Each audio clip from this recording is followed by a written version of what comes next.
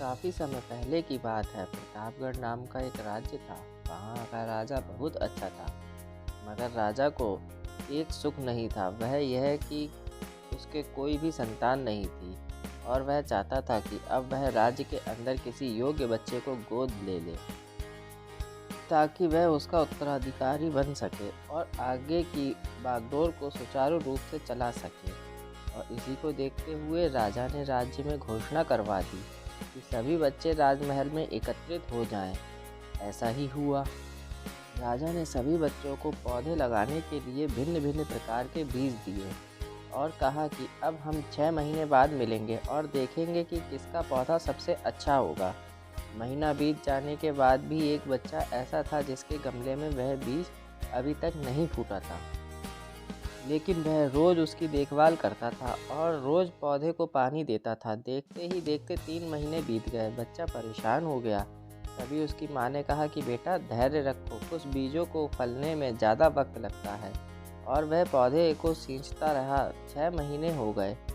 राजा के पास जाने का समय आ चुका था, लेकिन वह डरा हुआ था कि सभी बच्चे के गमले में तो पौधे होंगे और उसका गमला खाली होगा।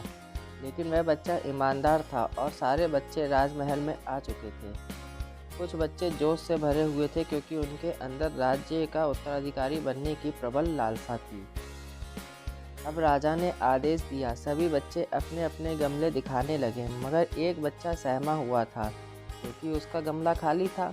तभी राजा की नज़र उस गमले पर गई। उसने पूछा, तुम्हारा गमला तो खाली है? तो उसने कहा, लेकिन मैंने इस गमले की 6 महीने तक देखभाल की है। राजा उसकी ईमानदारी से खुश था कि उसका गमला खाली है, फिर भी वह हिम्मत करके यहाँ आ तो गया। सभी बच्चों के गमले देखने के बाद राजा ने उस बच्चे को सभी के सामने बुलाया। बच्चा सहम गया और राजा ने वह गमला सभी को दिखाया। सभी बच्चे जोर से हंसने लगे। राजा ने कहा, शांत हो जाइए, इतने खुश मत होइए। आप सभी के पास जो पौधे हैं वो सब बंजर हैं। आप चाहें कितनी भी मेहनत कर लें, उनसे कुछ नहीं निकलेगा, लेकिन असली बीज यही था। राजा उसकी ईमानदारी से बेहद खुश हुआ और उस बच्चे को राज्य का उत्तराधिकारी बना दिया। लेकिन हमें इस कहानी से क्या सीखने को मिला? मेरे हिसाब से अपने अंदर ईमानदारी का होना बहुत ज़रूरी है।